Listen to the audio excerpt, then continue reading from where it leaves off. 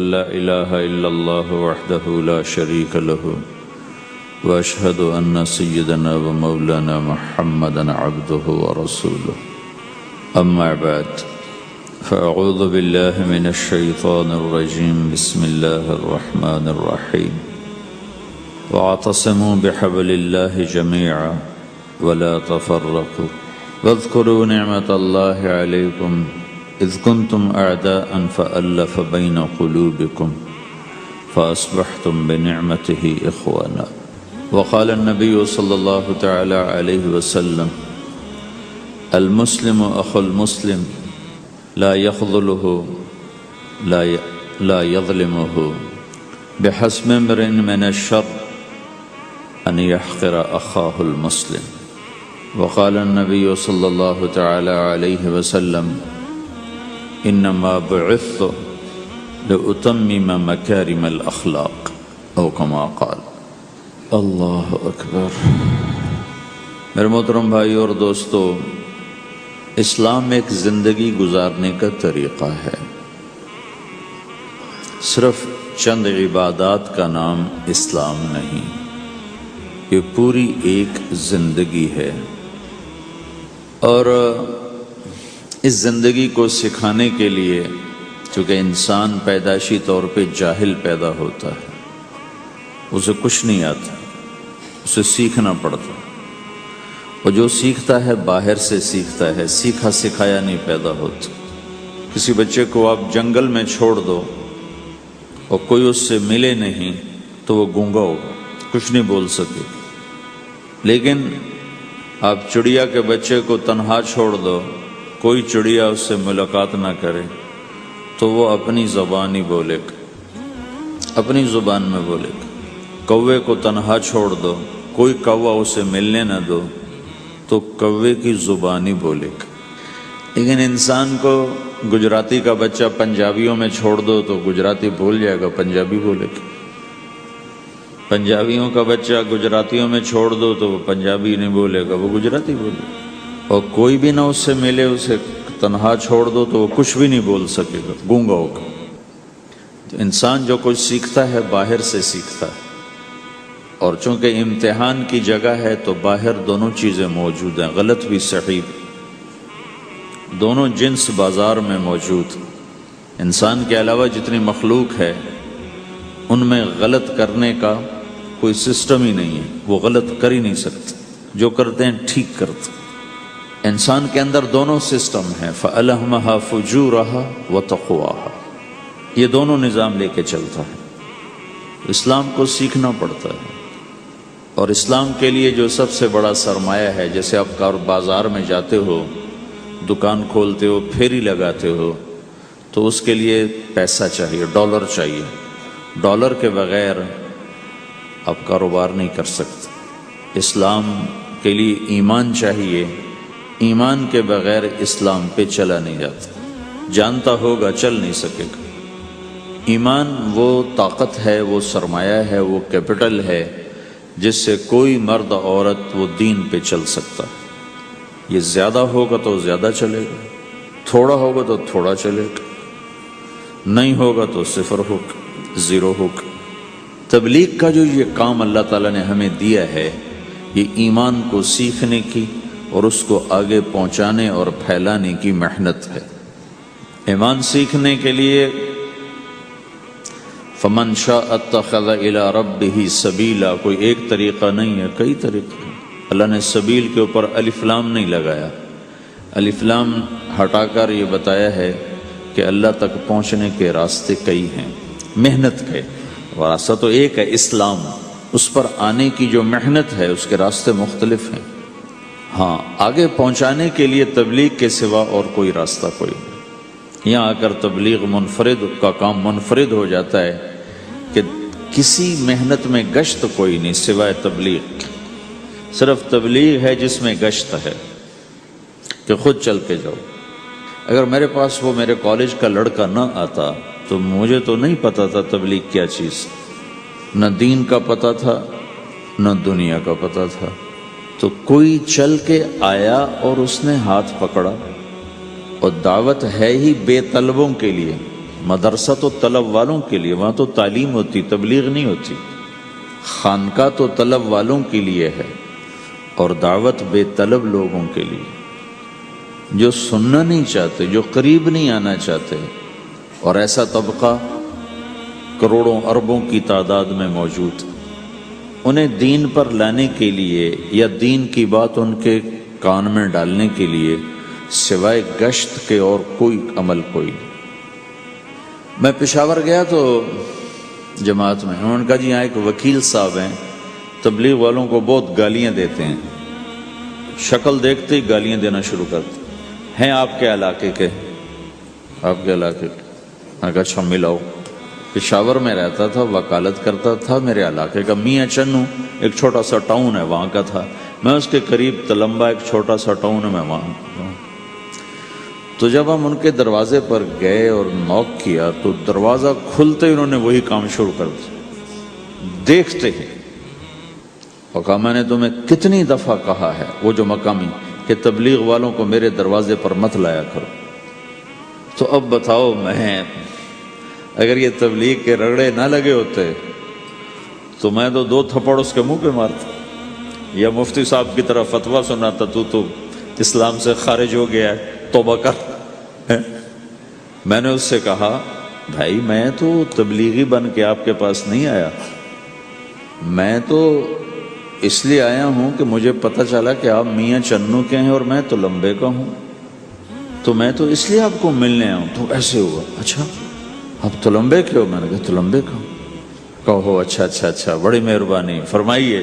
میں نے کہا فرمائیے ایسے تو نہیں ہوگا، گھر بٹھاؤ پھر فرمائیے ہوگا۔ تو اس نے دروازہ کھولا، ہمیں بٹھایا، میں نے کوئی تبلیغ کی بات نہیں کی، چائے وائے پلائی۔ تو میرے والد صاحب اپنے علاقے کے مشہور آدمی تھے، تو جب میں نے اپنا تعارف کرایا تو وہ اور خوش ہو گیا، کہا تو آپ کے باپ کا الیکشن تو میں نے لڑا ہے، انہوں کے لیے ووٹ مانگنا۔ تو ایسا خوش ہو گیا، کھل گیا، اور چائے پلائی، بات چیت ہوتی رہی۔ تو اٹھتے ہوئے میں نے کہا فلاں مسجد میں ہماری جماعت آئی ہوئی ہے، میں نے کہا چلو آپ کو بتا دوں۔ مغرب کے بیان میں وہ آیا ہوا تھا، پھر جتنے دن میں وہاں رہا وہ آتا رہا آتا رہا آتا رہا، میں واپس چلا گیا۔ بیچ میں کئی سال گزر گئے۔ لاہور کیولری گراؤنڈ ایک مشہور جگہ، وہاں میرا بیان تھا۔ جو کرکٹر آئے ہوئے تھے، ان کو ہم نیا سعید انور، انضمام، مشتاق، ان کو ہم قریب کر رہے تھے، اس وقت نئے نئے ان کو قریب کر رہے تھے، تو یہ لوگ آئے ہوئے تھے۔ تو بیان کے بعد ان کو لے کر ہم ایک کمرے میں بیٹھے، اس کمرے کی دیوار شیشے کی تھی، تو لوگ اندر آنے کی کوشش کر رہے تھے، تو ان پہرے والے ان کو روک رہے تھے۔ تو اس میں سے ایک آدمی منہ اوپر کر کے میری طرف سے اشارہ کرے، تو میں نے دیکھا تو ایک آدمی کی بڑی داڑھی، اور وہ مجھے ایسے ایسے اشارہ کر رہا ہے، میں نے نہیں پہچانا۔ تھوڑی دیر کے بعد میں نے غور سے دیکھا تو وہ وہی وکیل صاحب پشاور والے، تو میں نے کہا وہ ان کو اندر بلاؤ اندر بلاؤ۔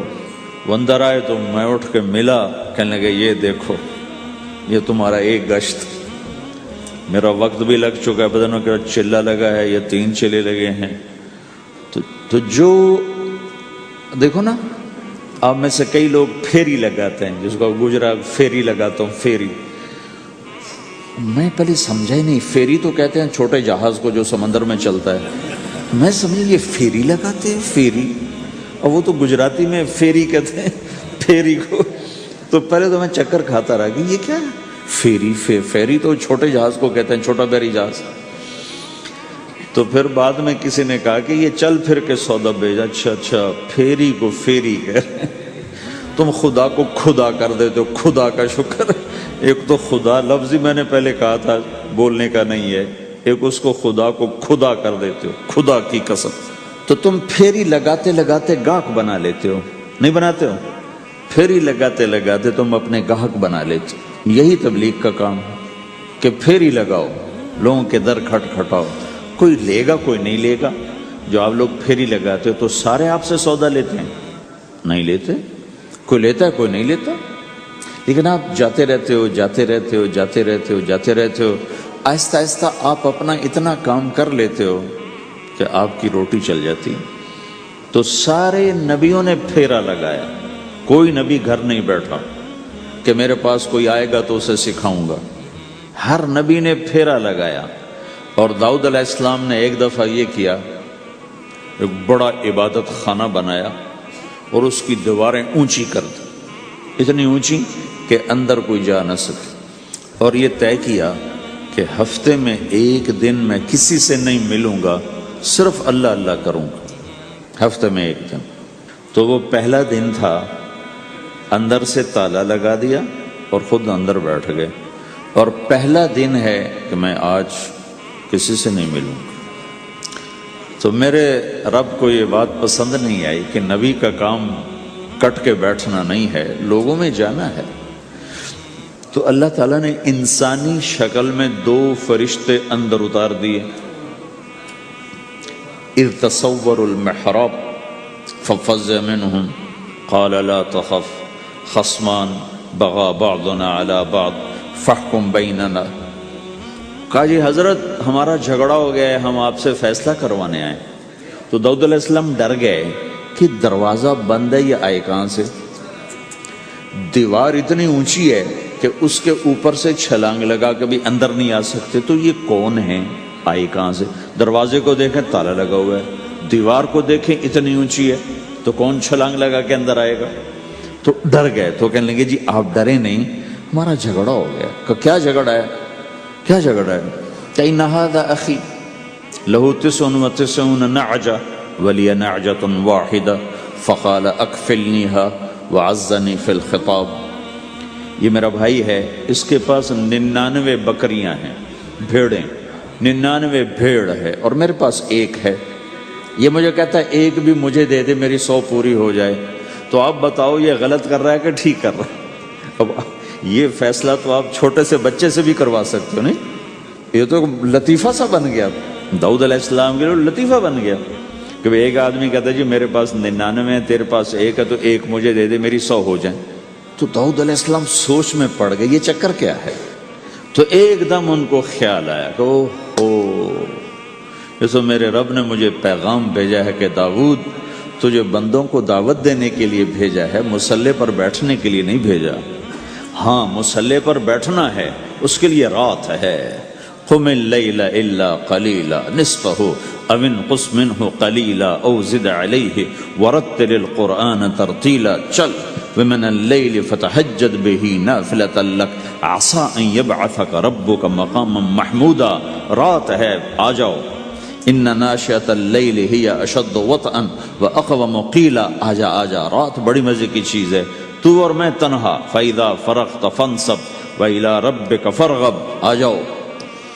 تتجافى جنوبهم عن المضاجع يدعون ربهم خوفا وطمعا ومما رزقناهم ينفقون. رات تیری میری، دن میرے بندوں کے لیے. نہیں بیٹھ سکتا، تسبیح پکڑ کے نہیں بیٹھ سکتے ہو. تو اس پر داؤد علیہ السلام سجدے میں گرے. آیت سجدہ ہے اس لیے میں نہیں پڑھتا ہوں. سجدے میں گرے اور کہا یا اللہ معافی کر، یا اللہ معاف کر دے، یا اللہ معاف کر دے. میں نے دروازے بند کر لیے، حالانکہ میں یہ میرے منصب کے خلاف تھا، اس پر اللہ سے معافی مانگی. تو چل کے جانا نبیوں کی صفت ہے، یہی ہماری صفت. اس امت کو یہ کام دیا گیا کہ یہ اوروں کے پاس جا کے اپنا سودا پیش کر، اپنوں کو بھی سنبھالے اور غیروں تک بھی پہنچے. نہیں سنتے پھر جاؤ، نہیں سنتے پھر جاؤ. کیونکہ دلوں کا پھیرنا اللہ کے ہاتھ میں ہے، تیرے ذمہ آواز لگانا ہے. اللہ تعالیٰ نے تقسیم کر دی. قم اللیل الا قلیلا، رات اللہ کے پاس آ جا. دن میں کیا کر؟ ان لک فی النہار سبحا طویلا، تیرا دن میں کام بہت زیادہ ہے. سبحا طویلا، دعوت کے کام کو تیرنے سے تشبیہ دی ہے. سبح تیرنے کو کہتے. اللہ کے نبی کا ایک گھوڑا تھا جس کا نام تھا سبحہ، میں نے بتایا تھا پہلے دن. وہ اتنا تیز چلتا تھا جیسے تیر رہی ہو، اس لیے اللہ کے نبی نے خود اس کا نام سبحہ رکھا تھا، تیرنے والا. تو تبلیغ کے کام کو تیرنے سے تشبیہ دی کہ آپ نے لمبا تیرنا ہے. اور مکے میں تو پانی کوئی نہیں، تو کہاں تیرنا ہے جی؟ سارے مکے میں پانی کا قطرہ کوئی نہیں زمزم کے کنویں کے سوا، تو تیرنا کہاں ہے؟ یہ اس دعوت کے کام کی بڑی خوبصورت تصویر ہے. سبحا طویلا، حالانکہ اللہ فرماتا ہے ان لک فی النہار شغلا طویلا عملا عظیما جہدا طویلا، لیکن سبحا طویلا، جو آدمی چل رہا ہوتا ہے اگر وہ بیٹھ جائے تو کوئی نقصان تو کوئی نہیں، گاڑی چلا رہا ہے کہیں گاڑی روک لے تو کوئی نقصان تو کوئی نہیں، تھوڑی دیر سے پہنچ جائے گا، کہیں گاڑی کھڑی کر کے کافی پینے لگ گیا تو کوئی مسئلہ تو کوئی نہیں ہے، آدھا گھنٹہ دیر سے گھر پہنچ جائے گا۔ تیرنے والا پانی میں اتر گیا، اب یہ رک سکتا ہے؟ کیوں بھائی؟ اگر یہ کافی پینے کا ارادہ کرے تو کہاں جائے گا؟ تو مچھلی کے پیٹ میں جائے گا۔ پانی میں اترنے کے بعد اختیار ختم ہے، اب تیرنا ہے۔ کہاں تک؟ دوسرا کنارہ جب تک ہاتھ میں نہیں آتا تیرنا ہے، سبحاً طویلا، جب تک آخرت کا کنارہ ہاتھ میں نہیں آتا۔ اے میرے نبی تجھے دعوت کا کام کرتے ہی رہنا ہے، کرتے ہی رہنا ہے، کرتے ہی رہنا ہے، تیری چھٹی کوئی نہیں۔ سبحاً میں یہ اشارہ تھا کہ چھٹی کوئی نہیں، یہ موت تک کا کام ہے۔ وَاعْبُدْ رَبَّكَ حَتَّى يَأْتِيَكَ الْيَقِينُ۔ آئے ہائے، جب یہ آیت اتری یا ایھا المدثر قم فانذر وربک فکبر، اے میرے محبوب اٹھ جا، اٹھ جا، میرا پیغام سنا، تو لیٹا ہوا ہے۔ تو اس پر آپ نے کہا خدیجہ انقطع ایام النوم والراحہ، میرے آرام کے دن چلے گئے، میرے سونے کے دن چلے گئے، میرے رب نے مجھے کہا ہے اٹھ جا اور میرا پیغام سنا۔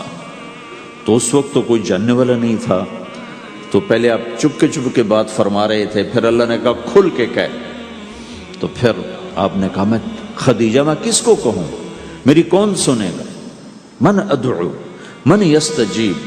تو حضرت خدیجہ نے عرض کی یا رسول اللہ آپ دعوت دینے میں پہل کریں، میں لبیک کہنے میں پہل کرتی ہوں۔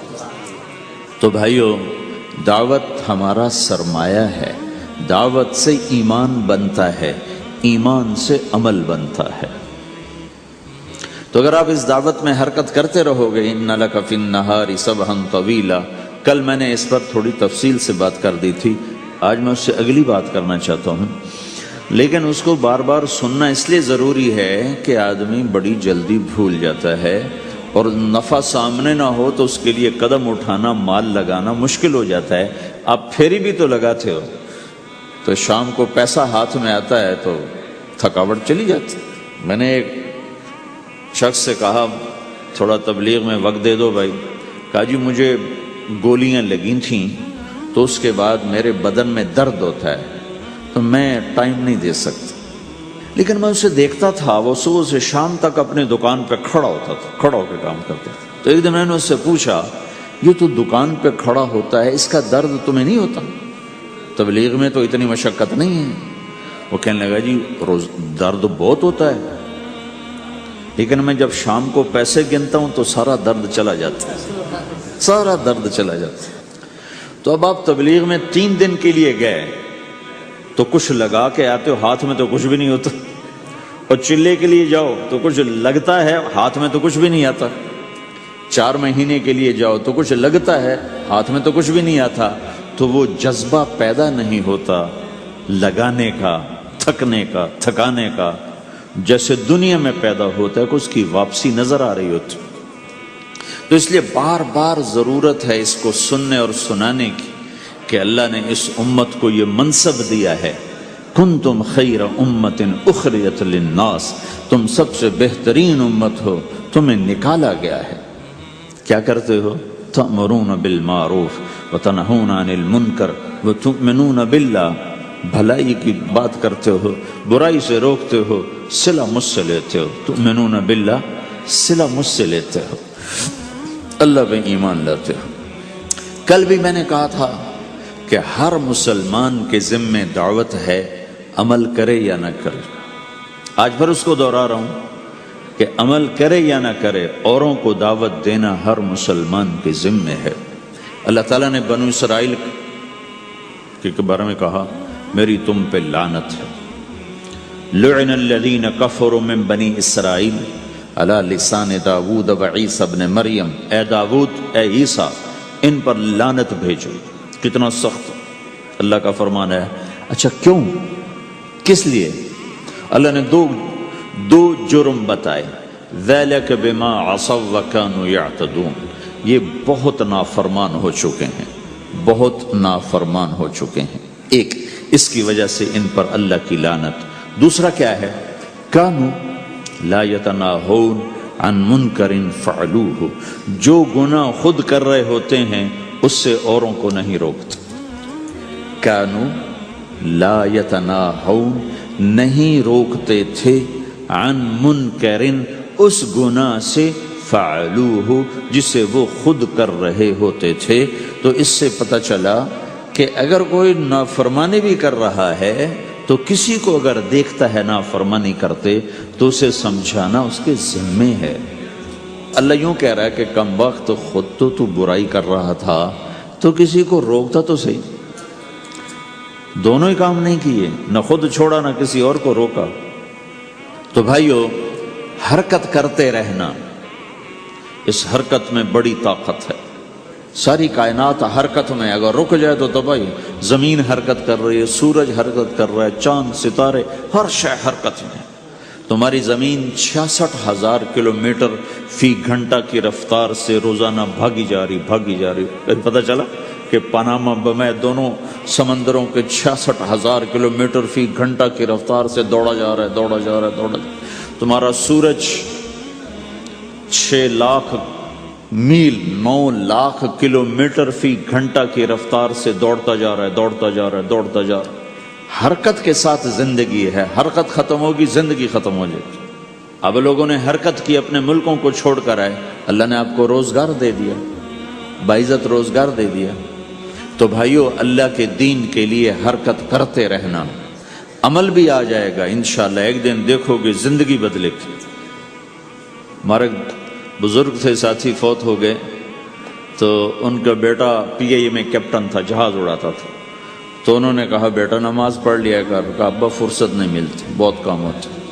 کہا اچھا چلو نماز کے وقت ایک آدمی کو دعوت دے دیا کر، 5 نمازیں ہیں، 5 دفعہ دعوت دے دیا کر۔ وہ کہنے لگا میں دعوت دوں؟ خود تو میں پڑھتا نہیں، دوسرے کو کیسے دعوت دوں؟ کہا بیٹا ایک تو میری مان لے، نماز کا انکار کیا ہے تو یہ تو مان لے کہ چلو کسی کو کہہ دیا کر کہ بھائی نماز پڑھا کرو۔ کہا چلو یہ تو آسان ہے، میں کہہ دوں گا۔ تو اس نے اپنے ابا کی بات مان لی، ہر نماز پہ 1-2 کو کہہ دیتا بھائی نماز پڑھا کرو۔ اس کے والد فوج میں جرنیل تھے، یہ کیپٹن تھا، دونوں کی ملاقات نہیں ہوئی۔ 6 مہینے بعد باپ بیٹا کی ملاقات ہوئی تو دیکھا تو کپتان صاحب کی داڑھی بھی اور ماتھے پہ محراب بھی۔ انہوں نے کہا بیٹا یہ کیا ہوا؟ کہا آپ نے مجھے پھنسا دیا۔ وہ جب میں لوگوں کو کہتا رہا تو میرے اپنے اوپر اثر ہونا شروع ہو گیا کہ میں اپنے آپ کو ملامت کرنے لگا کہ اوروں کو تو کہہ رہا ہے، خود تو پڑھتا نہیں۔ کہا اس نے مجھے کھڑا کیا اور میں نماز پہ آیا۔ پھر ایک دن شیو کرنے لگا، شیشے میں کھڑا دیکھ رہا تھا، تو میں نے کہا جب اللہ کو سجدہ کر رہا ہوں تو چہرے پہ نبی کی سنت بھی ہونی چاہیے۔ تو میں نے سیفٹی بھی پھینک دی، میں داڑھی بھی رکھ لی۔ تو تبلیغ کا کام کرتے رہنا، ہم فرشتے نہیں بن سکتے۔ ایک دفعہ ایک آدمی نے میرے اوپر بڑی چڑھائی کی، تم تبلیغ والے منافق ہو، کہتے کچھ ہو کرتے کچھ ہو، تمہارے قول اور فعل میں بہت فرق، بہت۔ جب ان کا غصہ اتر گیا تو میں نے ان سے کہا بھائی 100 نمبر تو اللہ نے بھی نہیں مانگے، آپ کیوں مانگتے ہو؟ اللہ نے کہا ہے فمن ثقلت موازینہ، جس کی نیکیاں بڑھ جائیں گی، گناہ تھوڑے ہوں گے تو پاس کر دوں گی۔ تو 100 نمبر تو اللہ نے بھی نہیں کہا کہ ایک گناہ تیرے کھاتے میں نہیں ہونا چاہیے، 100/100 نمبر لے گا تو جنت دوں گا، نہیں تو ریپٹ مار کے جہنم میں ڈالوں گا۔ تو 100 نمبر تو اللہ بھی نہیں مانگتا، اسے پتہ ہے میرا بندہ کمزور ہے، کبھی گناہ کرے گا کبھی نیکی کرے گا۔ تو وہ کہتا ہے جس کے پاس 51 نیکیاں ہوئیں اور 50 گناہ ہوئے تولوں گا تو 51 جھک جائیں گے نا، 50 معاف۔ مثال دے رہا ہوں میں، ہمارے علاقے میں ایک زمیندار تھے، وہ ذکر بھی بہت کرتے تھے، گالیاں بھی بہت دیتے، ادھر سبحان اللہ تیرے فلانے، الحمدللہ کے ساتھ ایک پھکڑ تولتے تھے، ساری زندگی وہ ایسا ہی کرتے رہے۔ جب وہ فوت ہو گئے تو کسی نے ان کو دیکھا تو انہوں نے پوچھا کہ میاں صاحب آپ کے ساتھ کیا ہوا؟ آپ تو گالیاں بہت دیتے تھے۔ خود انہوں نے یہ پوچھ رہے آپ تو گالیاں بہت دیتے تھے، تو آپ کے ساتھ کیا ہوا؟ کہ اللہ تعالیٰ نے میرے ذکر اور میری گالیوں کو تولا تو میرا ذکر بڑھ گیا تو میری بخشش ہو گئی۔ اللہ نے بھی کاؤنٹنگ رکھی ہے، پرفیکشن مانگی ہی نہیں۔ اگر اللہ پرفیکشن مانگتا تو پھر آپ کہتے تم کرتے کچھ ہو کہتے کچھ ہو۔ اگر میں کہتا صحیح ہوں تو ایک نیکی تو کر رہا ہوں، اور کرتا نہیں ہوں تو ایک گناہ کر رہا ہوں۔ کیا پتا میرا رب میرے کہنے کے طفیل میرے نہ کرنے کو معاف کر دے۔ بس ایک صورت میں ہے کام خطرناک کہ اگر میں اس کہنے سننے کو اپنی دنیا بنانے کا ذریعہ بنا لوں پھر خطرناک ہے۔ تأمرون الناس بالبر وتنسون انفسکم وانتم تتلون الکتاب، وہ یہ آیت ہے۔ لیکن اگر میرے اندر اخلاص ہے تو پھر میں انسان ہوں، کبھی اچھا کروں گا کبھی برا کروں گا، لیکن میرے ذمہ صدا لگانا ہے۔ تو بھائیو اس تبلیغ کے کام کو کرتے رہنا۔ اس سے ایمان بنتا ہے، ایمان سے دین وجود میں آتا ہے۔ دین کے دو حصے ہیں، ایک عبادات ہے جس میں نماز سب سے اہم ہے، پھیری پہ ہو گھر پہ ہو نماز نہ چھوڑو۔ رمضان کے روزے ہیں، اللہ پھر رزق زیادہ دے دے، حج کرو، زکوٰۃ دو، لیکن عبادات بڑی محدود ہیں اور اس میں کثرت اللہ نے مطالبہ بھی نہیں کیا، بلکہ اللہ تعالیٰ نے اس میں اعتدال ہی کو پسند فرمایا ہے۔ اللہ تعالیٰ نے ہمارے نبی لمبی لمبی نمازیں پڑھتے تھے تو اللہ تعالیٰ نے روک دیا کہ ما انزلنا علیک القرآن لتشقی، میرے نبی میں نے تمہیں قرآن اس لیے نہیں دیا کہ تو لمبی لمبی نمازیں پڑھ کے تھکتا رہے، درمیان نہ چل۔ اللہ کے نبی نے تبلیغ میں زیادہ زور دکھایا تو اللہ نے اس پر بھی کہا فلا تذهب نفسك عليهم حسرات، اتنا غم نہ کیا کر کے تو خود ہی ہلاک ہو جائے، مت نہیں، ایسا نہ کر۔ تو عبادات محدود ہیں اور اس میں اعتدال مطلوب ہے۔ سارا دن مصلی پہ بیٹھنا یہ اللہ نہیں دیکھنا چاہتا، اللہ یہ دیکھنا چاہتا ہے کہ تو باہر جا تاکہ میں دیکھوں کہ اب تو کیا کرتا ہے۔ دوسرا حصہ اس کا اخلاقیات ہیں، آپس کی معاشرت ہے۔ دین جو اثر انداز ہوتا ہے وہ معاشرت سے اثر انداز ہوتا ہے، عبادت سے نہیں، عبادات سے نہیں۔ عبادت تو مسجد کے اندر ہے یا مصلی پر گھر کے اندر ہے، روزہ اندر کی چیز ہے، حج بیت اللہ میں ہے، زکوٰۃ مسلمان کو دی جاتی ہے۔ تو دنیا میں دین پھیلنے کے لیے اور اپنوں کو دین کے قریب کرنے کے لیے جو سب سے بڑا عمل ہے وہ بھائیو اچھے اخلاق۔ یہ دوسرا حصہ میں آج بیان کرنا چاہتا ہوں۔ اللہ کے نبی نے فرمایا ایو عرل اسلام اوثق، مجھے بتاؤ اسلام کا سب سے مضبوط عمل کیا ہے؟ تو صحابہ نے کہا الجہاد، یا رسول اللہ جہاد۔ اسلام کا سب سے مضبوط عمل کیا ہے؟ صحابہ نے کہا جہاد۔ تو آپ نے کہا وحسن وما هو به، ہاں جہاد بہت اچھا عمل ہے لیکن سب سے بڑا عمل نہیں ہے، سب سے مضبوط عمل نہیں ہے۔ ان کا جی الصلاۃ، نماز۔ تو ہم نے کہا ہاں وحسنۃ وما هي بها، نماز بھی بہت اچھی چیز ہے لیکن وہ نہیں جو میں پوچھ رہا ہوں، سب سے اعلیٰ، سب سے اوپر، سب سے مضبوط نہیں۔ پھر انہوں نے کہا جی الحج، حج۔ تو آپ نے کہا حج بھی بہت اچھا عمل ہے لیکن وہ نہیں جو میں نے پوچھا ہے۔ پھر صحابہ نے کہا جی روزہ، آپ کا روزہ بھی بہت اچھا ہے لیکن وہ نہیں جو میں نے پوچھا ہے۔ تو پھر صحابہ نے کہا یا رسول اللہ پھر آپ ہی بتائیں، ہمیں تو نہیں پتا۔ تو ہمارے نبی عبادات سے اوپر لا رہے ہیں، اپنے ساتھیوں کو عبادات پہ قائم کر دیا۔ ہر آدمی نمازی بن چکا ہے، ہر آدمی روزے دار بن چکا ہے، ہر آدمی مالدار زکوٰۃ دینے والا بن چکا ہے، اور ہر آدمی حج کا جذبہ پیدا کر چکا ہے۔ اب آپ ان کو اخلاق پہ لانا چاہتے ہیں، چونکہ اسلام کی تکمیل اخلاق سے ہے۔ اسلام کو تشبیہ دی گئی ہے گھر کے ساتھ، بنی الاسلام علی خمس، تو بنیا کا لفظ عمارت پر بولا جاتا ہے۔ تو اسلام کی بنیاد میں ہے کلمہ، نماز، روزہ، حج، زکوٰۃ۔ اگر اس مسجد کی بنیادیں بھر دی جائیں تو اس کو مسجد تو نہیں کہیں گے نا۔ ہاں جی بنیادیں ڈال دی ہیں، چھت ڈالنی ہے، جب چھت پڑے گی تو پھر یہ مسجد کہلائے گی۔ تو اسلام کی بنیاد قائم ہو چکی تھی، اب آپ چھت ڈالنا چاہتے تھے۔ چھت کیا ہے؟ وہ اچھے اخلاق ہیں، تو اب آپ ان کو اوپر لا رہے ہیں۔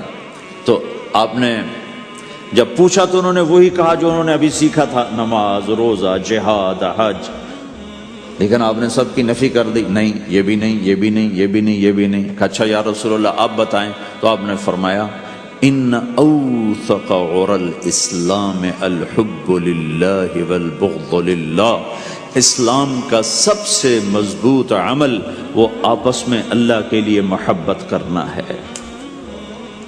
اسلام کا سب سے مضبوط عمل وہ آپس میں اللہ کے لیے محبت کرنا ہے۔ اسلام کا سب سے مضبوط عمل وہ محبت ہے، اللہ کے لیے بغض ہے، اللہ کے لیے محبت ہے، یہ اسلام کا سب سے مضبوط عمل ہے۔ تو بھائیو، یہ چھوٹا سا معاشرہ اسلامی بن جائے، اس کے لیے بنیاد میں نے پہلے بتا دی، اب چھت بتا رہا ہوں، وہ ہیں اچھے اخلاق۔ اللہ تعالیٰ نے جب ہمارے نبی نے نماز لمبی پڑھی تو اللہ نے کہا درمیانی پڑھو، میں نے ابھی بتایا۔ تبلیغ میں دکھ زیادہ جھیلا تو اللہ نے کہا درمیانہ چلو، لیکن جب اللہ کے نبی نے اخلاق بلند کیے، اخلاق، تو اس پر بھی اللہ تعالیٰ فرماتا میرے نبی ذرا اتنا نرم نہ ہو، تھوڑا سا سختی دکھا، آنکھیں دکھا، تھوڑا شونشاں کر ہیں۔ تو میرے رب نے کیا کہا؟ واہ، میرے رب نے آپ کے اخلاق کی جیسی تعریف کی ہے، آپ کے کسی عمل کی ایسی تعریف نہیں کی۔ نماز کو کہا معتدل، اعتدال، دعوت کو کہا اعتدال، اور اخلاق کو کیا کہا؟ انک لعلی خلق عظیم، اور اس کو طاقت پہنچائی قسم اٹھا کے، نون، پھر قسم اٹھائی قلم کی جو علم کا ذریعہ ہے، والقلم وما یسطرون، مجھے قسم ہے قلم اور اس کی تحریر کی، ما انت بنعمت ربک بمجنون وان لک لاجرا غیر ممنون۔ ان دو آیتوں کو چھوڑ کر اگلی جو آیت آ رہی وانک لعلی خلق عظیم، اے میرے محبوب میں قسم اٹھاتا ہوں قلم اور اس کی تحریر کی، تیرے اخلاق بڑے عالی شان ہیں۔ یہ نہیں کہا تیرے اخلاق بڑے عالی ہیں، انک لعلی، علا، علا کا یہاں بہت عظیم الشان کردار ہے۔ علا یہ بتا رہا ہے کہ اے میرے نبی، جتنے اخلاق تصور کیے جا سکتے ہیں وہ سب تیرے تابع ہو چکے ہیں، اور تو ان پہ سوار ہو چکا ہے، تو ان پہ چھا چکا ہے۔ علا چھا جانے کے لیے ہوتا ہے کہ تمام اخلاق تیرے غلام ہو چکے ہیں۔ ایک دفعہ آپ نے فرمایا اچھے اخلاق 360 قسم ہیں، 360 قسم، 360 صفات کا مجموعہ اچھے اخلاق۔ کوئی ایک صفت کسی کو مل گئی تو جنت میں چلا جائے گا۔ تو ابو بکر رضی اللہ عنہ سامنے بیٹھے تھے، کہنے لگے یا رسول اللہ افی منہا شیء، ان 360 میں کوئی میرے اندر بھی کچھ ہے؟ تو آپ نے کہا تیرے اندر سارے کا سارا، کوئی کمی کوئی نہیں، پورے۔ یہ آپ نے اور کسی کو نہیں کہا، صرف آپ نے یہ ابو بکر سے فرمایا کہ ابو بکر تیرے اندر پورے اخلاق 360۔ تو بھائیو، آپس کی محبت اور اچھے اخلاق یہ اسلام کا سب سے چوٹی کا سبق، سب سے اعلیٰ درجے کا سبق۔ اب ایک حدیث میں جو حدیث جبریل کہلاتی ہے، وہ انسانی شکل میں آ کر پوچھتے ہیں یا رسول اللہ اسلام کیا ہے؟ تو آپ کہتے ہیں کلمہ، نماز، روزہ، حج، زکوٰۃ، یہ اسلام ہے۔ یہی سوال اب آخری حج کا موقع آ چکا ہے، اب اسلام 9 سال آگے، 10 سال آگے جا چکا ہے اور اس کی شکل مکمل ہو چکی ہے۔ تو عمر بن عبسہ رضی اللہ تعالیٰ عنہ یہ آخری حج کے موقع پر آپ سے ملتے ہیں اور آ کر یہ آپ سے پوچھتے ہیں یا رسول اللہ مل اسلام؟ سوال ایک ہے، مل اسلام؟ شروع میں مدینے کے داخلے کے شروع میں جبریل انسانی شکل میں آتے ہیں اور کہتے ہیں مل اسلام، اسلام کیا ہے؟ تو آپ کہتے ہیں کلمہ، نماز، روزہ، حج، زکوٰۃ۔ اب یہی سوال 10 سال کے بعد یا 9 سال کے بعد عمر بن عبسہ کہتے ہیں یا رسول اللہ مل اسلام، اسلام کیا ہے؟ تو اب جواب سنو، آپ نے فرمایا اطعام الطعام وطیب الکلام، میٹھا بول بولنا اور کھانا کھلانا۔ کسی سے میٹھا بول بولنا کتنا عظیم ہے میرے اللہ کی بارگاہ میں کہ آپ نے فرمایا ابتسامک فی وجہ اخیک صدقہ، تو اگر کسی مسلمان کو ہنس کے مل لے تو یہ بھی تیرے لیے صدقے کا ثواب۔ صدقہ لکھا جائے گا۔ جبریل کہتے ہیں یا رسول اللہ مل ایمان، ایمان کیا ہے؟ تو آپ فرماتے ہیں اللہ کو ماننا، فرشتوں کو ماننا، نبیوں کو ماننا، کتابوں کو ماننا، تقدیر کو ماننا، موت کے بعد کی زندگی کا اقرار کرنا۔ ان تؤمن باللہ وملائکتہ وکتبہ ورسلہ وبالبعث بعد الموت، یہ ہے ابتدائی جواب۔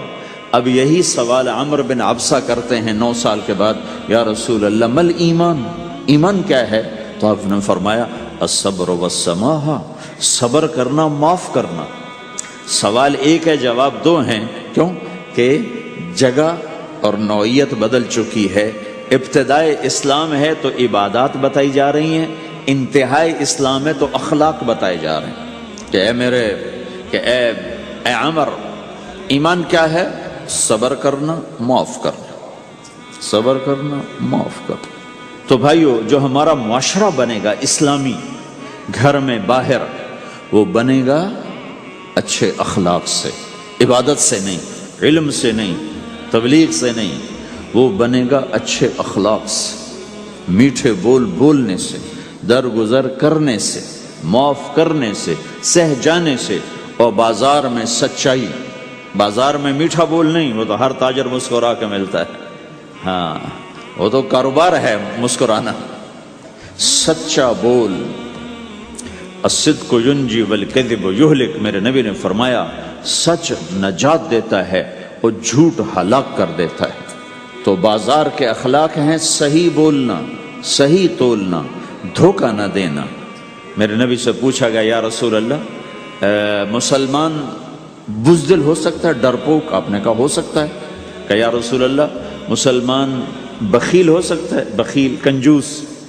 آپ نے کہا ہو سکتا ہے۔ کہ یا رسول اللہ مسلمان جھوٹ بول سکتا ہے؟ آپ نے کہا جھوٹ نہیں بول سکتا۔ آپ نے فرمایا میں اپنے امت میں ہر عیب کی توقع رکھتا ہوں کہ میرا امتی ہر گناہ کر سکتا ہے لیکن 2 کام نہیں کر سکے گا اگر وہ میرا امتی ہے، ایک جھوٹ کبھی نہیں بولے گا، ایک دھوکہ کبھی نہیں دے گا۔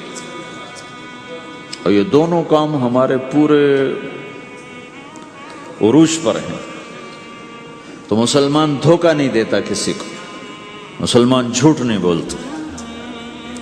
تو اللہ کے نبی نے یہ نہیں فرمایا جو نماز نہیں پڑھتا وہ میری امت میں سے نہیں، جو روزہ نہیں رکھتا میری امت میں سے نہیں ہے، زکوٰۃ نہیں دیتا میری امت میں سے، یہ نہیں کہا۔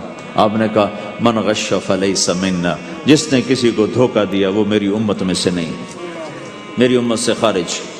تو آپ کی تجارت پاناما میں ایسی تجارت ہو کہ وہ اسلام کا بولتا ثبوت بن جائے۔ آپ کی جاب ہے تو ایسی ہو کہ پورا انڈونیشیا جو مسلمان ہوا ہے، مسلمان تاجروں کی تجارت سے مسلمان ہوا۔ ملائیشیا، انڈونیشیا، فلپائن، ان علاقوں میں جتنا اسلام پھیلا ہے یہ تاجروں کی محنت سے پھیلا ہے۔ کہاں کے تاجر؟ یمن کے عرب تاجر، ان کے عالی اخلاق، ان کا سچا بول، ان کا صحیح ترازو، اس نے لوگوں کے قلوب کو پھیر دیا کہ یہ پیسے کے غلام نہیں ہیں۔ تو ہماری تجارت اس لیے نہیں کہ ہم پیسہ بنائیں، ہماری تجارت اس لیے کہ ہم تجارت میں اللہ کے احکام زندہ کریں، جس میں سب سے بڑا حکم سچ بولنا ہے اور دھوکے سے بچنا ہے، اور غلط کاروبار سے، غلط کام سے بچنا ہے۔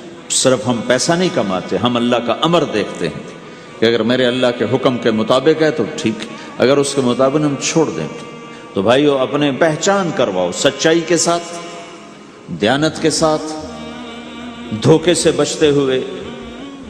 ایک تاجر مجھے بڑے فخر سے بتا رہا، فیصل آباد کی بات، کہ میں صبح صبح قرآن پڑھ رہا تھا، دکان پہ بیٹھا ہوا، کپڑے کا تاجر۔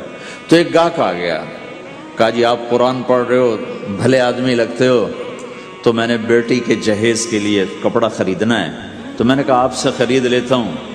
تو وہ پھر ہنس کے کہنا جی میں نے 16 روپے میٹر والا کپڑا 48 روپے میٹر میں بیچ دیا۔ میں نے کہا واہ بھائی واہ، قرآن کی قیمت بڑی تھوڑی لگائی تو۔ ہائے ہائے ہائے ہائے، اس کو شرم بھی نہیں آ رہی اس بات پر، احساس ہی کوئی نہیں کہ اس نے قرآن پڑھتے دیکھ کر اعتماد کیا اور اس نے قرآن سے ہی اس کو دھوکہ دیا کہ پورے بازار میں 16 روپے گز ہے وہ کپڑا، وہ 48 روپے اس کو بیچ رہا ہے۔ اگر اپنے نبی کی بات سنو، آپ نے کہا سچا تاجر قیامت کے دن نبیوں کے ساتھ کھڑا کیا جائے گا۔ کیوں؟ کہ ہر موقع پہ جھوٹ بولا جا سکتا ہے، پروفٹ کمایا جا سکتا ہے، دھوکہ دیا جا سکتا ہے، فراڈ کیا جا سکتا ہے، اور اس سے بچتا ہے بچتا ہے بچتا ہے بچتا ہے، نہ اپنوں کو دھوکہ دیتا ہے نہ غیروں کو دھوکہ دیتا ہے۔ جب انگریز کا دور تھا، دلی میں ایک جیب کترا تھا، جیب کاٹنے والا، تو وہ یہ سکھایا کرتا تھا لڑکوں کو، پھر ان کو بھیجتا تھا، تو اس کا ایک چیلا شام کو صرف 2 روپے لے کر آیا، 2 روپے لے کر۔ تو اس نے کہا بے وقوف، آج سارے دن کی کمائی 2 روپے؟ کہ استاد آج بہت بڑا مال مارا تھا، لیکن میں نے دیکھا تو وہ ایک گورا تھا، انگریز تھا، تو مجھے خیال آیا اگر قیامت کے دن عیسیٰ علیہ السلام نے میرے نبی کو گلہ دے دیا کہ تیرے امتی نے میرے امتی کی جیب کاٹی تھی، تو میں اپنے نبی کو کیا جواب دوں گا؟ تو میں نے جا کر اس کو واپس کر دیا، ابھی اپنے کے کھسکا کے لایا ہوں 2 روپے۔ پچھلے زمانے کے تو چور بھی ایسے خوددار ہوتے تھے، اب تو نمازی ایسے غیرت کہاں پھینک کے آ گئے ہیں، ماتھے پہ محراب ہوتا ہے اور دھوکے میں سب سے اول ہوتا ہے۔ تو ہمارا اسلام صرف اس مسجد کی 4 دیواری میں نہیں ہے، ہمارا اسلام تو بارش کے قطروں کی طرح پھیلا ہوا ہے، آسمان کی بلندی ہے، آسمان کی وسعت ہے، جیسے اس سے زیادہ ہمارے دین کی وسعت ہے۔ تو آپ کسی دفتر میں ہو یا اپنے کاروبار میں ہو، تو اس میں بھی اللہ کے نبی نے آپ کو طریقہ بتایا ہے۔ بازار کے اخلاق ہیں مسکرانا نہیں، بازار کے اخلاق ہیں سچ بولنا، صحیح دینا، صحیح تولنا، صحیح سودے کا عیب بتانا۔ عبد الرحمن بن عوف رضی اللہ تعالیٰ عنہ پہلے 10 صحابہ میں آتے ہیں، پہلے 10 صحابہ۔ آپ نے کہا ابو بکر جنتی، عمر جنتی، عثمان جنتی، علی جنتی، طلحہ جنتی، زبیر جنتی، سعد جنتی، عبد الرحمن جنتی، ابو عبیدہ جنتی، سعید بن زید جنتی، اس میں ایک عبد الرحمن۔ جب ان کا انتقال ہوا تو انہوں نے 3 ارب 10 کروڑ 20 لاکھ دینار چھوڑے ترکہ۔ ہمیں تو بڑا بیوقوف بنایا گیا ہے، کاغذ کو کرنسی بنا کے دے دے۔ کاغذ، کرنسی تو سونا ہوتا ہے جی، کرنسی تو سونے اور چاندی کو کہتے ہیں، کاغذ کے ٹکڑے کو تو کرنسی نہیں کہتے۔ اور اب کرنسی بھی لے کر وہ کارڈ پکڑا دیے، جیب بھی خالی، اب کرنسی بھی، کاغذ بھی کوئی نہیں، خالی کارڈ۔ اس کو کیا کہتے ہیں کارڈ کو؟ Credit card, credit card. وہ ساری دنیا کو بیوقوف بنائے ہوئے، یا تو کاغذ پکڑائے ہوئے ہیں یا کارڈ کاغذ بھی اب واپس لے لیا، اب کارڈ پکڑا دیا۔ اور عبد الرحمن بن عوف نے جو پیسے چھوڑے وہ کاغذ نہیں تھے۔ کاغذ کی کیا حیثیت؟ پاکستان میں روز چھپ رہے ہیں، کاغذ کی کیا حیثیت؟ 3 ارب 10 کروڑ 20 لاکھ دینار سونے کے، اور ایک سکہ دینار اس وقت 4.5 ماشے کا ہوتا تھا۔ اب اس کو ملٹیپلائی کرو اور پورا پاناما خرید لیں اس پیسوں سے۔ اور وہ ٹاپ لسٹ کے 10 صحابہ میں سے ایک، وہ فرماتے تھے میری تجارت کا یہ اصول رہا کہ میں نے کبھی ادھار نہیں خریدا، نہ کبھی ادھار بیچا، نہ کبھی ادھار خریدا۔ جو خریدے بھی ادھار اور بیچے بھی ادھار، اسے نیند کہاں آئے گی؟ دینے والے دیتے نہیں، لینے والے سر پہ کھڑے ہوتے، انہیں نہ بیوی اچھی لگتی نہ بچے اچھے لگتے، وہ گھر میں بیٹھ کے بھی گھر میں نہیں ہوتے۔ تو آپ نے فرمایا نہ میں نے کبھی ادھار خریدا نہ کبھی ادھار بیچا، نقد خریدا نقد بیچا۔ دوسرا میرا اصول یہ رہا کہ میں نے کبھی سٹاک نہیں کیا، جب مجھے پروفٹ ملا میں نے فوراً بیچ دیا، انتظار نہیں کیا 1 ہفتے بعد بیچوں گا ریٹ بڑھ جائے گا۔ جس دن مجھے پروفٹ ملا 1 پیسہ بھی ملا تو میں نے فوراً بیچ دیا۔ تیسرا اصول یہ تھا کہ میرے سودے میں کوئی کمی یا عیب ہوتا تو میں اسے چھپاتا نہیں تھا، ظاہر کرتا تھا، اس میں یہ کمی ہے بھائی، لینا تو لے لو، نہیں لینا تو چھوڑو۔ ہماری تو تجارت بھی جنت کا راستہ ہے۔ مدینے کے لوگ ذمہ دارا کرتے تھے، مکہ کے لوگ تجارت کرتے تھے، ان کی زراعت اور تجارت دین کے پھیلنے کا ذریعہ بن گئی۔ عبد الرحمن بن عوف رضی اللہ عنہ کا مال اللہ کے دین کے کام آیا، عثمان رضی اللہ عنہ کا مال اللہ کے دین کے کام آیا۔ جنگ تبوک میں 10,000 آدمیوں کا سامان حضرت عثمان اکیلے نے دیا۔ 30,000 کا لشکر تھا تو 1/3 10,000 کا سارا سامان عثمان رضی اللہ عنہ نے اپنے گھر سے دیا، اور وہ دینار لا کے پیش کیے نا، تو اللہ کے نبی وہ دینار لے کر یوں کر رہے تھے، ایسے ایسے وہ کر رہے تھے، ما علی عثمان اللہ یعمل بعد عثمان، آج کے بعد تو کچھ نہ کر، جنت واجب ہو گئی تیرے کو۔ تو بھائیو، ہمارا دین صرف ہمیں عبادت نہیں بتاتا، بازار کی زندگی بتاتا ہے کہ مسلمان بازار میں کیسے ہوتا ہے۔ کسی کے ہاں ملازم ہے تو اس کی نوکری کیسی ہوتی ہے، اس کی دیانت کیسی ہوتی ہے، اس کا بول کیسا ہوتا ہے۔ وہ پیسے پہ قربان نہیں ہوتا، وہ پیسے کو ایمان پہ قربان کرتا ہے۔ تو آپ کی تجارت بھی دین کے پھیلنے کا ذریعہ بنے گی۔ آہا، صرف نماز سے گناہ معاف نہیں ہوتے۔ مسلم شریف کی روایت ہے، من امسا کالن بعمل یدہ امسا مغفورا لہ، جو صبح سے شام تک روزی کماتے کماتے حلال حلال حلال حلال، جھوٹ والی نہیں، کھوٹ والی نہیں، خیانت والی نہیں، حرام چیز نہیں، حرام چیز کا بیچنا بھی حرام ہے، خریدنا بھی حرام ہے، اس کا پروفٹ بھی حرام ہے۔ جس گھر میں حرام پیسہ جائے گا وہاں سکھ کبھی نہیں آئے گا، چیزیں آ جائیں گی، چین نکل جائے گا۔ 1960 کی دہائی میں ایک پاکستان کا افسر تھا، اس نے 1960 میں لوگوں کے پاس 100 روپے مشکل سے ہوتے تھے، اس نے اس زمانے میں کروڑوں روپے جمع کیے رشوت سے، بہت بڑی پوسٹ پر تھے۔ جب وہ مر گیا، ایک دن اس کا بیٹا کہہ رہا تھا، کاش ہمارا باپ ہمارے لیے حرام کٹھا نہ کرتا تو کوئی خوشی کا دن ہم بھی دیکھ لیتے۔ جن کے لیے جمع کیا تھا کہ میرے بچے اب مزے سے، میں نے خود اپنے کانوں سے اس کو یہ کہتے ہوئے سنا کئی دفعہ، میں آج مر جاؤں میری بچی کو کسی کی پرواہ نہیں کہ میں نے اتنا پیسہ بنا دیا ہے۔ تو اسی کا بچہ یہ کہہ رہا تھا، کاش ہمارا باپ ہمارے لیے حرام کٹھا نہ کرتا تو ہم بھی کوئی خوشی کا دن دیکھ لیتے۔ تو اللہ کے نبی نے فرمایا، من امسا کالن بعمل یدہ امسا مغفور لہ، جو صبح سے شام تک حلال کمانے میں تھکتا ہے اور تھک کے واپس آتا ہے تو اس کے اس دن کے سارے گناہ اللہ معاف فرما دیتا۔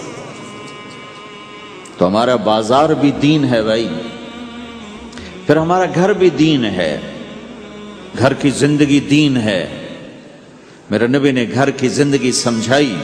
آپ اپنے گھر میں جھاڑو دے رہے ہیں، قاب قوسین کا ٹائٹل لے کر، مقام محمود کا ٹائٹل لے کر، ختم نبوت کا تاج سر پہ سجا کر، نبیوں کے سرداری کا صحرا باندھ کر آپ گھر میں جھاڑو دے رہے ہیں، اپنے کپڑے خود دھو رہے ہیں۔ 9 بیویاں ہیں، 9 اپنے کپڑے خود دھو رہے ہیں۔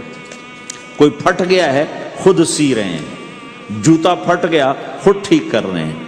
حضرت عائشہ رضی اللہ عنہ کو آٹا گوندنا نہیں آتا تھا، چھوٹی عمر تھی تو ان کو آٹا گوند کے دیتے تھے، جب تک ان کو آٹا گوندنا نہیں آیا ان کو آٹا گوند کے دیتے تھے۔ ہمیں تو گھر کی زندگی بھی سمجھائی گئی ہے، اور ہمیں بتایا گیا کہ تو اب اپنی بیوی کے منہ میں لقمہ ڈالتا ہے تو یہ بھی تیرے لیے صدقہ ہے۔ سب سے بہترین صدقہ وہ ہے جو تم اپنے بچوں پر خرچ کرو۔ پھر دنیا دکھوں کا گھر ہے تو میں قربان جاؤں اپنے نبی پر، آگے آنے والے سارے زمانوں کو دیکھ کر بیان فرما گئے، بتا گئے، اور انہوں نے فرمایا مجھے بتاؤ جہاد میں خرچ کرنے سے بھی بہتر خرچ کون سا ہے؟ جہاد میں خرچ کرنا تو سب سے بہتر شمار ہوتا ہے۔ آپ نے کہا مجھے بتاؤ جہاد میں خرچ کرنے سے بھی بہتر کون سا خرچ ہے؟ تو صحابہ نے کہا جی ہم تو نہیں جانتے، ہم تو اسی کو سب سے بہتر جانتے ہیں۔ ہم نے کہا نہیں، اولاد کا ماں باپ پہ خرچ کرنا جہاد میں خرچ کرنے سے بھی بہتر ہے۔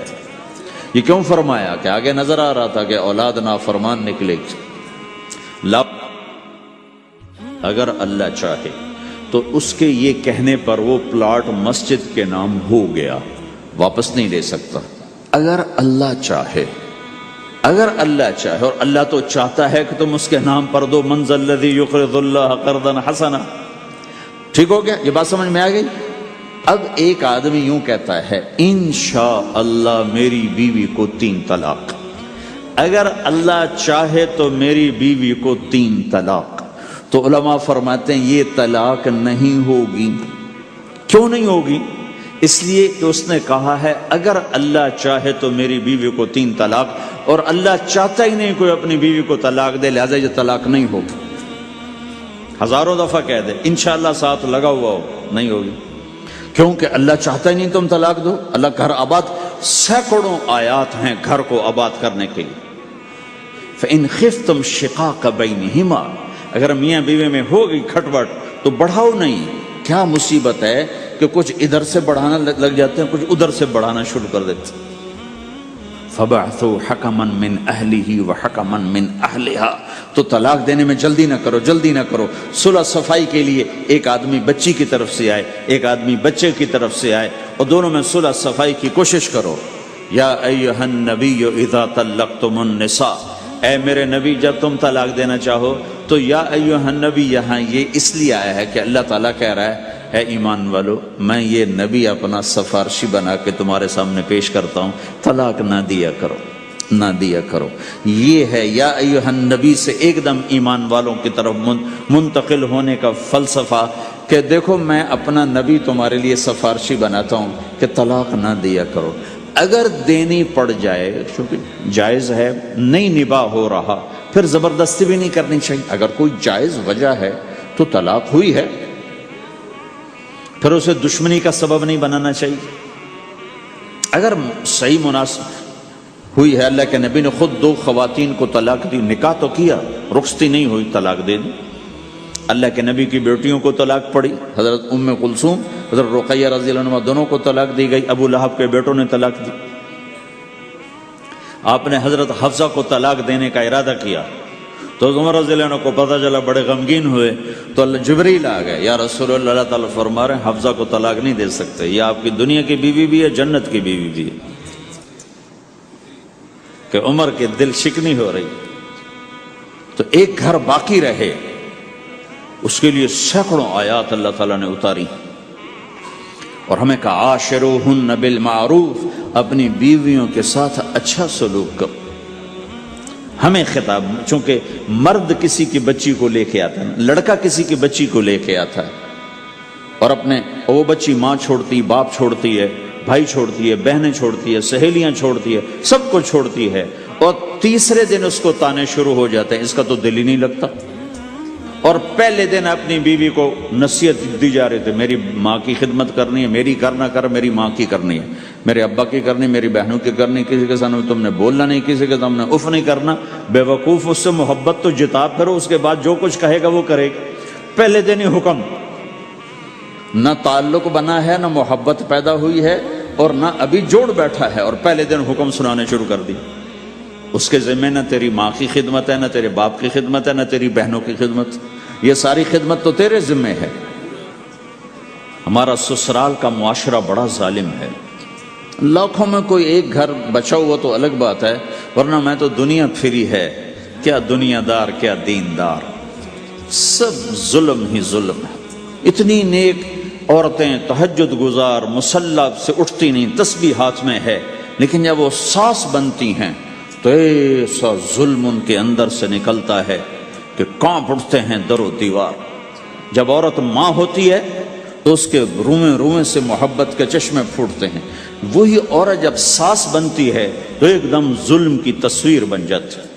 اسے اپنی بہو میں کوئی خوبی نظر ہی نہیں آتی، عیب ہی عیب نظر آتے ہیں. اپنے بیٹے کو بھڑکاتی رہتی، یہ کرتی ہے، یہ کرتی ہے. اور ایسے بے وقوف ہیں، کوئی ماں کی وجہ سے بیویوں کو تباہ کر دیتے ہیں، کوئی بیویوں کی وجہ سے ماؤں کو تباہ کر دیتے ہیں. یہ دونوں ظلم ہیں.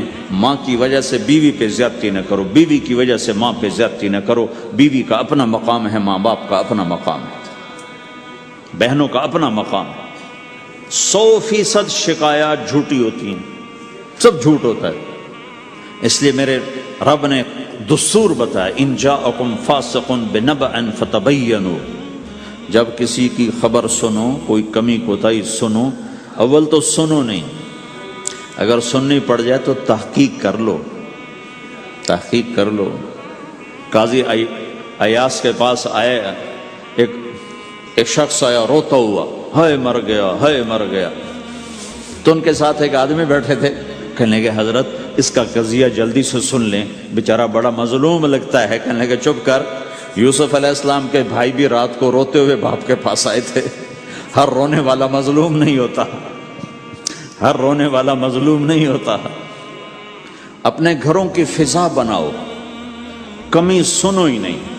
تمہاری بیوی ماں کی کمی بتانے لگے، کہا مجھے نہ بتاؤ، تیری بڑی مہربانی۔ تمہاری ماں تمہاری بیوی کی کمی بتانے لگے، کہا اماں مجھے نہ بتاؤ، تیری بڑی مہربانی۔ گھر کی فضا ایسی بناؤ کہ کسی کی کمی کا تذکرہ نہ ہو، تو اللہ کی قسم تمہارا گھر جنت کا نمونہ بن جائے گا۔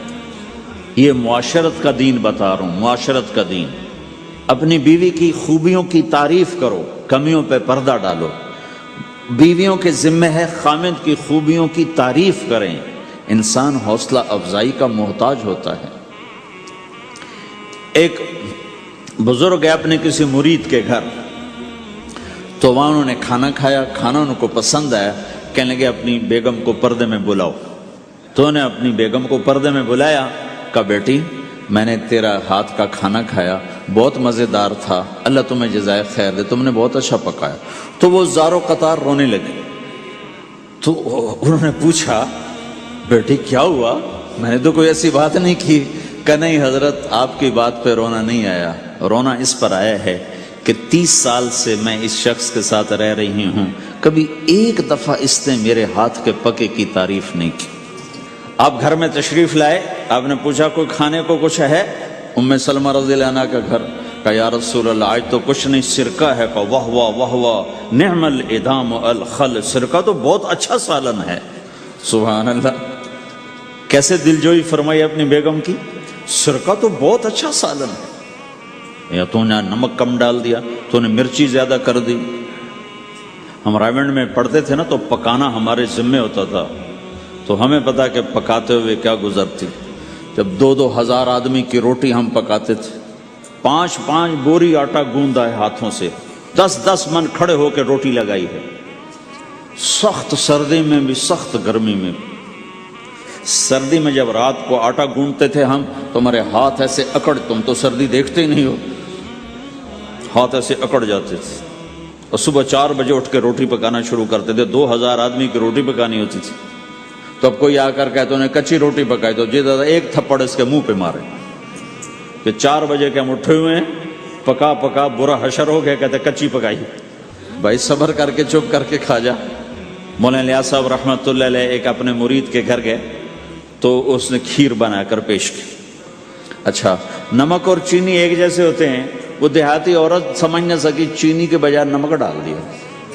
تو انہوں نے جا سب سے پہلے مولانا الیاس صاحب کے سامنے کھیر رکھی، تو آپ نے جو چکھی تو وہ تو تھی کڑوی۔ کہنے کہ بھائی واہ واہ واہ واہ واہ واہ، بڑی مزے کی کھیر، ساری لیا میں اکیلا کھاؤں گا، کسی کو نہیں کھانے دوں گا۔ ساری کھیر کھا گیا اس پر پردہ ڈالنے کے لیے۔